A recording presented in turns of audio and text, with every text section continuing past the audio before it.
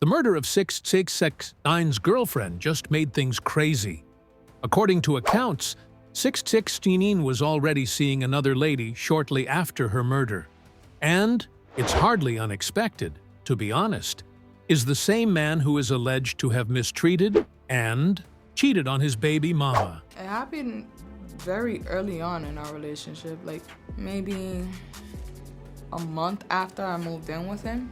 That was the first time he put his hands on me, and I didn't know how to take that. Fans, however, are sure that 6ix9ine knows far more about the murder than he is admitting due to this callous betrayal. Let's dissect it. The world was shocked by the betrayal. He didn't wait at all. Fans all around the world are in shock and bewilderment because of that. The notoriously controversial, provocative, and treacherous Tekashi 69 has once again managed to step over a line that most of us never imagined anyone could. The man with the rainbow hair was already being connected to someone else, just hours after the untimely death of Ariella Langosta, who was not only his suspected companion but also his alleged ride-or-die. Yes, exactly. 6ix9ine had previously been seen sleeping with another lady before her body was even placed in the graveyard.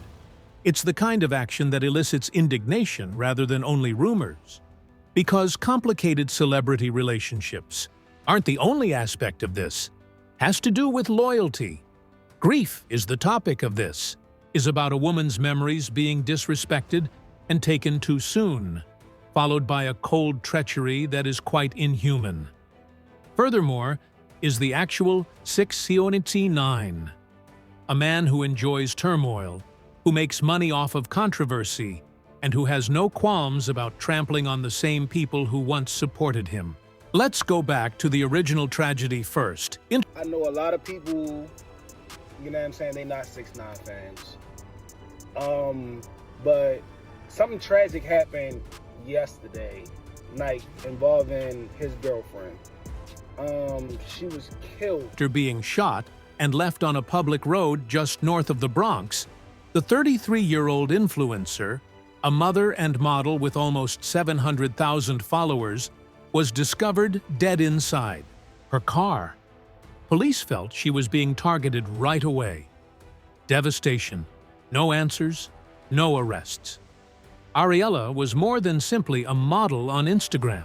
In addition to being a dedicated mother and businesswoman, she had amassed a following by sharing real information about her life, challenges, and experiences as a single mom.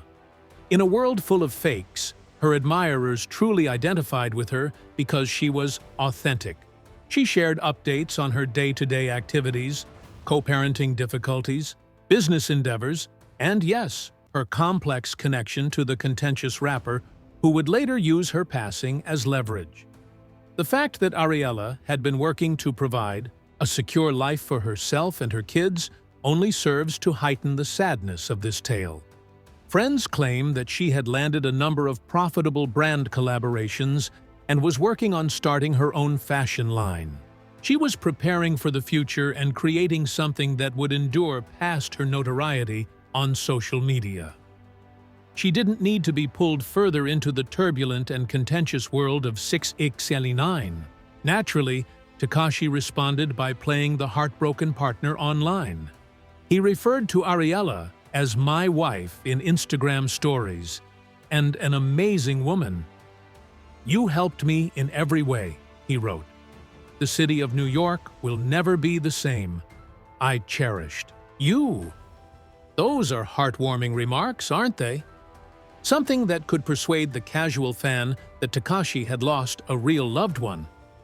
What those sentimental posts failed to disclose, however, is this. Several reports claim that in the weeks leading up to her passing, Ariella made an effort to separate herself from 6ix9ine's wild way of life. According to friends, she was worn out from the never-ending drama, the security worries, and the way his scandals kept dragging her into perilous situations. Since discovered text messages reveal Ariella's aggravation at being found guilty by association with 6ix9ine's continuing feuds and legal issues. She allegedly admitted to others that she had been thinking about severing their relationship completely because she felt like a target just for having a connection to him. The irony is awful. Away due to her connection to him, and he promptly desecrated her memory. Given that 6ix9ine's ex-girlfriend thought he was a rat who couldn't be faithful to anyone or anything, this isn't shocking at all. Do you recall when she confronted him? He goes, I always knew you were a rat-ass nigga because you always knew the right thing to say, laughing my ass off. Nah, I'm just playing. Happy Valentine's Day, babe. You can learn everything about Tekashi's mentality from that one phrase alone. Being the best has always been more important to him than being devoted, honorable, or human. Furthermore, there was no option to choose between self-interest and mourning when Ariella passed away. It was an instinct. He immediately turned to his go-to playbook. To avoid losing momentum, post something sentimental to elicit pity, and then quickly move on. The chronology of events is especially devastating.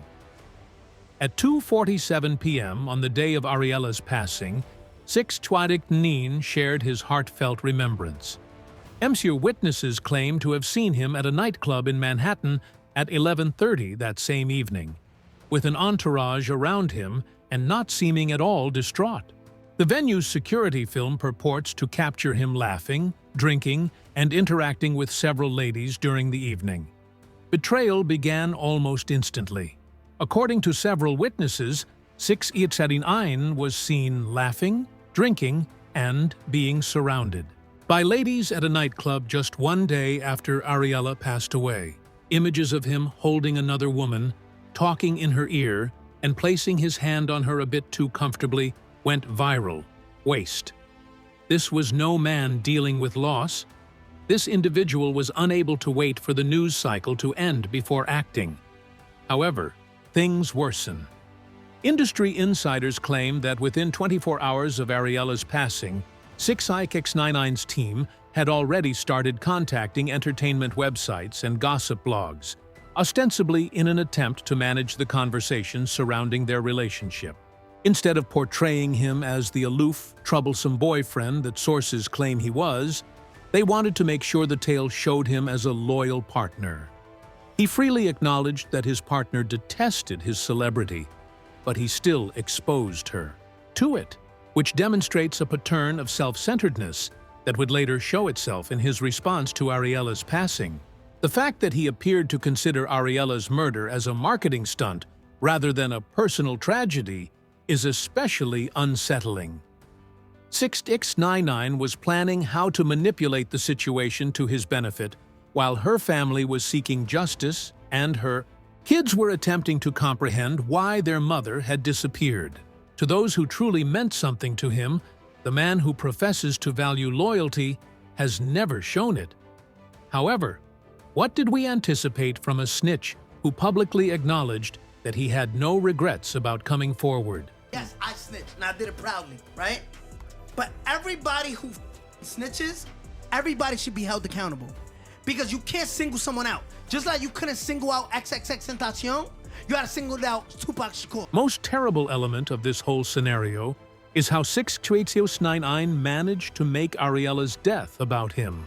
Seeking justice, paying tribute to her memory, and providing for her family should have been the goals of her murder. Rather, it turned into yet another episode in the drama surrounding 6ix9ine. In his current reality show, her passing was relegated to a plot point. Social media participation turned her memories into a commodity. The betrayal pattern. You have to look at 6ix9ine's past to truly get why people are so incensed by his betrayal of Ariella. Is a man whose entire career has been based on betraying those closest to him, so this isn't a one-time mistake. Consider it. 6ix9ine's success wasn't only due to his skill. He became well known for his loyalty before betraying it. He turned around and became the government's star witness after Treyway gave him a platform, put him on stages, and provided him with physical support. Sarah Molina, his baby mother, supported him during his early struggles, but he publicly humiliated her by showing off his side romances on Instagram Live. When colleagues in the industry handed him cosigns and he started beefs for click into return. The pattern is nearly textbook-like in its consistency. 6ix9ine finds those who can assist him, uses their resources and allegiance to further his career, then publicly betrays them when it suits him. It's entertainment disguised as personal ruin, not just profit. Let's take a moment to discuss Sarah Molina. This is his child's mother, a woman who supported his goals when he was just another child from the world, and who stood by him when he was nobody Brooklyn is attempting to make it. How did he return that allegiance? By continually cheating on her, showing off to other women on social media, and finally leaving her and their daughter behind when his career took off. Sarah has been candid about the emotional abuse she experienced and how 6ix9ine would make their private moments into public spectacles by using their relationship as material for his social media accounts. She talked about how she felt more like a prop in his show than a life partner. Does that sound familiar? Because Ariella experienced precisely that. Okay. I mean, you're getting beat up in front of your daughter. Yeah, that was the first time it happened. I mean, for a lot of women, that's a wake-up call to leave. But you actually didn't leave. No. But why is that?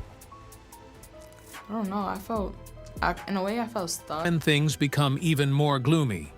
Some admirers think that 6ix9ine did more than just act insensitively following Ariella's passing. It was an intentional attempt to divert attention away from unresolved murder-related issues. Because the circumstances surrounding Ariella's death seem suspicious, let's face it, no arrests, no suspects, a targeted shooting. However, Tekashi, who was close to her and had love ties to her, appeared more interested in going out to clubs than in pursuing justice. 6ix9ine seemed desperate to avoid answering the important questions raised by the murder itself. Given that Ariella was executed in her vehicle, it appears that was not an isolated violent incident. Considering 6ix9ine's past gang affiliations, and I wonder whether she was targeted because of her connection to him, he made her death a sympathy play before swiftly moving on to his next controversy, rather than fully assisting investigators or using his position to demand justice. His sudden transition from mourning widower to party animal is especially unsettling. He returned to his previous activities, club appearances, new female friends, and social media messages that appeared to be intended more to stir up controversy than to pay tribute to Ariella within 48 hours after publishing his heartfelt remembrance. Her passing seemed to be only another narrative point in the current season of the reality show 6ix9ine. According to industry insiders, 6ix9ine's team had been preparing his return plan. Despite his outward displays of grief, they witnessed Ariella's death as a means of evoking pity and re-establishing his reputation following months of waning significance. The posts about mourning weren't sincere displays of sorrow. They were intentional public relations attempts to show him as more empathetic and human. The supporters who formerly stood up for him are now seeing the price of backing someone who disregards interpersonal relationships. Screenshots of him at several locations appeared to be anything but distraught. One particularly incriminating picture, taken a few days after Ariella's funeral, shows him laughing at what looks to be a private party, while putting his arm around a lady who is obviously not Ariella. But simply moving on swiftly is only one aspect of the betrayal. According to sources, 6ix9ine had been, even as he posted his homages to Ariella, he continued to pursue other women. According to phone records, he texted several people within hours of her passing, stating that he needed consolation and someone to confide in amid his grief. Using the murder of a lady as a pickup line, is the most cynical form of exploitation. Since then, the woman he was initially seen with has come forward under false pretenses, disclosing unsettling information about their interaction. She claims that 6ix9ine never spoke about being in sadness or having recently lost a loved one. Rather, he was his typical arrogant self, discussing his music, his wealth, and his intentions to regain the limelight. Later, when she learned about the time frame, she understood that she felt nauseous for hours following Ariella's passing. The way that 6ix9ine's social media conduct is altered following the initial expressions of sympathy is even more damaging. He started sharing increasingly ludicrous things intended to spark controversy, rather than keeping a respectful silence or paying attention to Ariella's memories. He appeared to be trying to see how much he could get away with before others began to call him out instead of feeling sorry for him. 6ix9ine's attitude toward relationships and public perception is aptly captured in this clip. He doesn't think that treating people with fundamental respect or seeing their subtleties are important aspects of real human connection. He views everyone as either an enemy to be vanquished or a fan to be taken advantage of. Unfortunately, Ariella ended up in the worst conceivable situation, a victim who was initially used for pity before being cast aside for practical reasons. When you consider how he has handled other women throughout his career, the pattern becomes even more obvious. Every partnership finds contentment. Every breakup turns into a drama. Every private moment turns into a show for the public. However, even for 6ix9ine, exploiting someone's death as a springboard for your next controversy is a new low. Fans are especially enraged by this, since it all seems so planned. This was not a grieving man acting rashly at his lowest point. Its opening was spotted by this clever operator, who took it without a pause of a moment. The new connections, club appearances, and Instagram postings were all planned to garner as much attention as possible with the least amount of responsibility. The icy reality rainbow hair. This is the real 6ix9ine. In actuality, a man who enjoys turmoil, who makes money off of controversy, and who has no qualms about trampling on the same people who once supported him. What we've discovered isn't your typical TMZ tale, with receipts, real film, and testimonies that unequivocally demonstrate that the betrayal wasn't an accident, takes you into the deepest recesses of 6ix9ine's existence. It was a premeditated action, part of a pattern of conduct that has plagued his career. The most unsettling aspect: not only did he move on fast, but he did so in a certain way. While publicly grieving, 6ix9ine was already planning his next media stunts, according to people familiar with the matter. He is aggressively contacting influencers and party promoters to arrange appearances that will restore his reputation, as seen by his text messages and social media activity. This action was not a result of spontaneous grieving. Strategic career management was what was. The specifics are incredibly harmful, so let's take a closer look at the time frame. At 2:47 p.m. on the day of Ariella's murder, 6ix9ine shared his heartfelt remembrance. At 4:15 p.m., he was immediately texting his manager to discuss the next steps and how to deal with the story. He was contacting club promoters by 6:30 p.m. about doing appearances to help him deal with the loss. That same day, at 11:30 p.m., he was pictured at a nightclub in Manhattan, looking everything but heartbroken. This timeline does not reflect the actions of a man dealing with grief or shock. This is the conduct of someone who saw a tragedy and started figuring out how to make money out of it right away. His mourning was never real, judging by how quickly he went from mourning companion to party beast. It was done. More unsettling information is revealed by industry insiders who talked on condition of anonymity. These sources claim that months, Before Ariella's passing, 6ix9ine's crew had been debating how to rename him. His streaming statistics were plummeting, his relevance had been eroding, and his long-term survival as an artist was seriously questioned. Even though Ariella's murder is horrifying, it was the ideal setting for a likable comeback story. Imagine I would have stood tall, right? Kept it real, did the 47 years right now.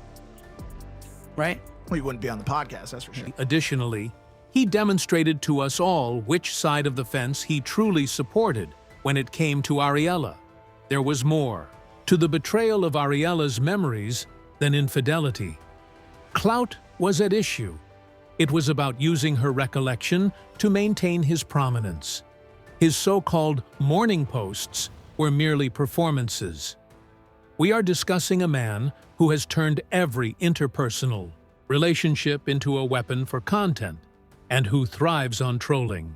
Even more startling is the fact that he has previously employed this strategy. Recall that he once boldly acknowledged that his ex-girlfriend detested his newfound celebrity, but he persisted in using their connection to create stuff for social media. His unrelenting quest for importance always resulted in the deaths of the women who loved him, the ones who knew him as Danny rather than Tekashi. All of this leads to a very concerning psychological profile. 6ix9ine seems to be a person who is essentially unable to form meaningful human connections. All relationships are transactional. Every feeling is enacted. Every tragedy presents a chance. It shows a degree of narcissism that verges on psychopathic, that he could lose someone he professed to love and start planning how to take advantage of that loss right away. Several troubling characteristics are noted by mental health professionals who have examined his behavior patterns: his incapacity to sustain enduring connections, his propensity to use private misfortunes for public benefit, and his total lack of compassion for the people he hurts. These are more than just personal shortcomings. These are warning signs that point to more serious psychological problems. However, conduct history may provide the most incriminating evidence. 6ix9ine had already returned to his typical shenanigans while Ariella's family was organizing her burial. Post grew louder and more ludicrous, almost as though he was purposefully exploiting the uproar surrounding her passing to gain more attention. Grief is not what this is. This is the most cynical form of exploitation. According to the facts, 6ix9ine never thought Ariella was deserving of respect or true love. Rather, she was just another figure in his continuous play, someone to be employed when it was convenient and thrown away when it was no longer useful. His alleged feelings were so superficial that he was unable to even sustain the appearance of sadness for longer than 24 hours. Outraged, Ariella's supporters referred to him as a snake, a user, and a man who couldn't truly love. Fans shared images of his clubbing photos alongside his morning posts, causing social media to flare with outrage. The striking contrast made it impossible to ignore his duplicity. However, Tekashi dismissed it as though it didn't matter. Because in his universe, human decency is always subordinated to shock value. Ariella's family's reaction has been devastating. They had to witness how someone who claimed to care about their loved one used her memory to turn her passing into a promotional spectacle. They have talked about feeling deceived by 6ix9ine's hasty decision to date other ladies, as well as by the way he has exploited their sorrow to further his own professional comeback. As was to be expected, 6ix9ine's response after being questioned about his actions was deceptive.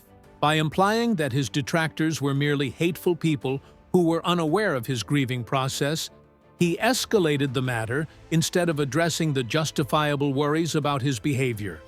His viewpoint is perfectly captured in this response. Anyone who criticizes his actions is automatically seen as an opponent, and criticism only serves to heighten the drama. The story's wider ramifications go well beyond just 6ix9ine. His actions exemplify the worst features of our contemporary celebrity culture, which turns human pain into entertainment, commodifies tragedy, and makes relationships material. He has demonstrated that, if you are bold enough to do so, even death may be used as leverage in the social media age. The way that fits into the broader pattern of violence and exploitation that surrounds 6ix9ine is very unsettling. He has threatened, harassed, and now murdered several women in his circle. However, he continues to put reputation and professional growth ahead of using his position to address these important problems. It's quite astonishing to see such a level of selfishness. Ariela's murder is still being investigated, but the lack of results begs the issue of whether her connection to 6ix9ine has made the pursuit of justice more difficult. Fear of reprisals from his colleagues may make witnesses unwilling to come forward. The circus of media surrounding her death might have tainted the evidence. Additionally, 6ix9ine, the main figure who ought to be pushing for answers, has remained very quiet about the probe, despite being outspoken about his own professional decisions. The trend ought to be horribly obvious by now. He flipped when Treyway backed him up. He embarrassed Sarah Molina by having her stand beside him. He moved on before the flowers at Ariela's vigil had even faded when she passed away. Has nothing to do with a man who is grieving. Because loyalty doesn't trend, this person doesn't think it exists. Betrayal occurs. According to the facts we have shown, the man is essentially incapable of establishing real human connections. 6ix9ine doesn't believe that each person is unique and deserving of respect and affection. He views them as resources that should be taken advantage of. They are useless now. The passing of Ariela ought to have served as a time for introspection, sincere mourning, and the pursuit of justice. Rather, it turned into yet another chance for self-aggrandizement. Tekashi remained the same after Ariela's passing. It revealed him. It exposed a man who finds pleasure in taking advantage of relationships, misfortunes, and even death itself. His incessant quest for relevance turned the lady who was meant to be his wife into just another stepping stone. The supporters who formerly stood up for him are now seeing the price of backing someone who disregards interpersonal relationships. His actions have affected everyone who knew and loved Ariela. In addition to losing their mother, sister, and daughter, her family has also had to deal with the public spectacle that 6ix9ine created around her passing. Growing up, her kids will understand that the man their mother dated was unable to even show her fundamental difference in death. Her friends had to witness the exploitation and cheapening of her memory in order to garner views and clicks. The terrible death of one woman and the heartless reaction of one guy are not the only aspects of this narrative.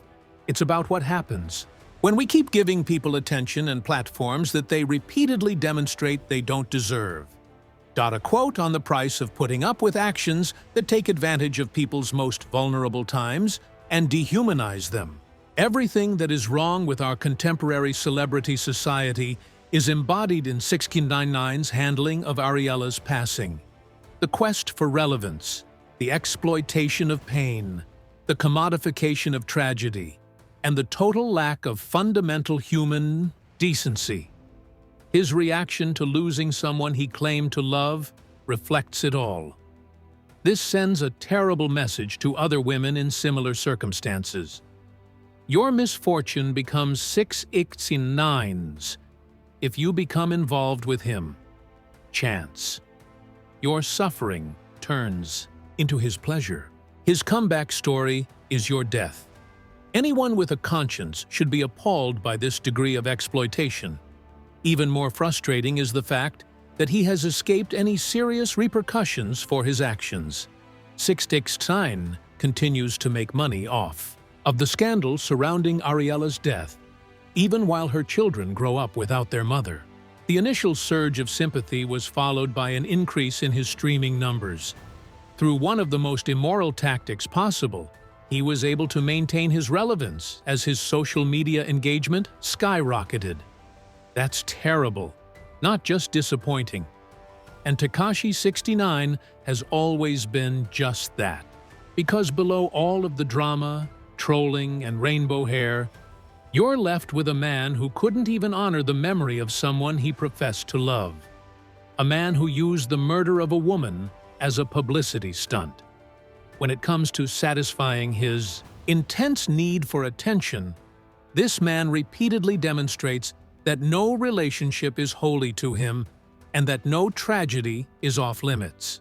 The harsh reality is that 6ix9ine is the epitome of what a celebrity can do to a person. He has lost all humanity because he has become so addicted to controversy and so reliant on shock value for relevance.